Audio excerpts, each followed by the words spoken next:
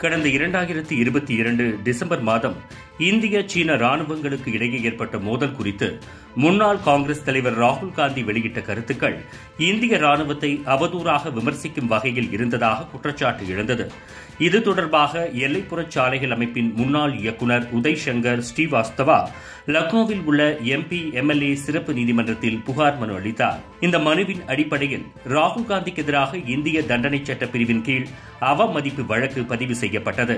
அவருக்கு நீதிமன்றம் சம்மன் அனுப்ப இதனை எதிர்த்து அவர் அலகாபாத் உயர்நீதிமன்றத்தில் மேல்முறையீடு செய்தார். இந்த வழக்கை விசாரித்த நீதிபதி சுபாஷ் வித்யார்த்தி தலைமையிலான அமர்வு இன்று முக்கியமான தீர்ப்பை வழங்கியது. நீதிமன்றம் தனது தீர்ப்பில் பேச்சு சுதந்திரம் இந்திய அரசியலமைப்பு பிரிவின் கீழ் உறுதி செய்யப்பட்டிருந்தாலும் அதற்கும் ஒரு வரம்பு உண்டு. எந்த ஒரு தனி நபரையோ அல்லது ராணுவத்தையோ அவதூறாக பேசும் உரிமையை அந்த சட்டப்பிரிவு அளிக்காது என கூறியுள்ளது.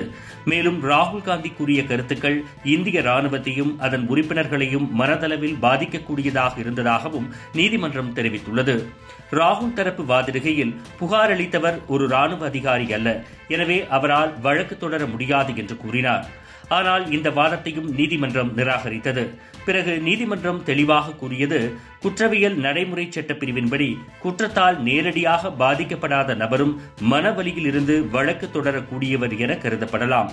BROவின் முன்னாள் இயக்குநர் நாட்டின் பாதுகாப்பை நேரடியாக கவனிக்கும் அமைப்பின் உறுப்பினராக இருந்தவர். எனவே அவர் தனது மனவேதனையின் அடிப்படையில் வழக்கு தொடர தகுதியானவர் என்று கூறப்பட்டுள்ளது. இதனுடன் நீதிமன்றம் ராகுல் காந்தி ஊடகவியாளர்களிடம் சர்ச்சைக்குரிய வார்த்தைகளை பயன்படுத்தியதையும் அவை பொது மன்னிப்பின் மூலம் திருத்தப்பட வேண்டும் என்பதையும் வலியுறுத்தியுள்ளது. இந்த தீர்ப்பு அரசியல் தலைவர்கள் கருத்து தெரிவிக்கும் பொழுது பொறுப்புணர்வுடன் நடந்து கொள்ள வேண்டிய தேவையை மீண்டும் ஒருமுறை வலியுறுத்துகிறது. கருத்து சுதந்திரம் என்ற பெயரில் தேசிய பாதுகாப்பு மற்றும் அதன் மீது செயல்படும் அமைப்புகளை விமர்சிப்பது சட்ட ரீதியாகவும் சமூக ரீதியாகவும் ஏற்றுக்கொள்ள முடியாது என்பதையே நீதிமன்றம் சுட்டிக்காட்டியுள்ளது. பாஜகவை விமர்சிப்பதாக நினைத்துக் கொண்டு இந்தியாவை செல்லும் இடமெல்லாம் ராகுல் காந்தி விமர்சித்து வருவது தொடர்கதையாகி வருகிறது.